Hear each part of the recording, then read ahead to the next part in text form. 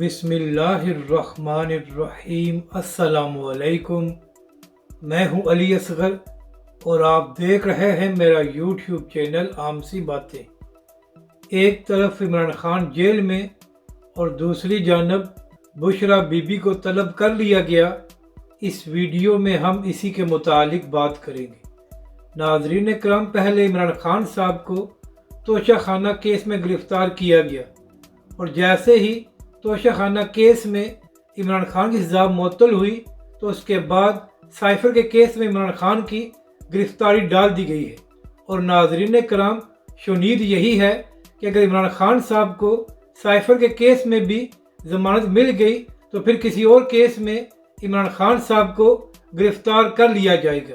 یعنی کہ ناظرین کرام، ابھی تک فیصلہ یہی ہے کہ عمران خان صاحب کو کسی نہ کسی صورت میں جیل میں رکھا جائے گا، جبکہ دوسری جانب ایک اور خبر سامنے آئی ہے اور 190 ملین پاؤنڈ کا جو کیس ہے اس میں بشریٰ بی بی اور علی محمد خان کو نیب نے طلب کر لیا ہے اور ان دونوں حضرات کے وکلاء نے نیب کا نوٹس وصول کر لیا ہے۔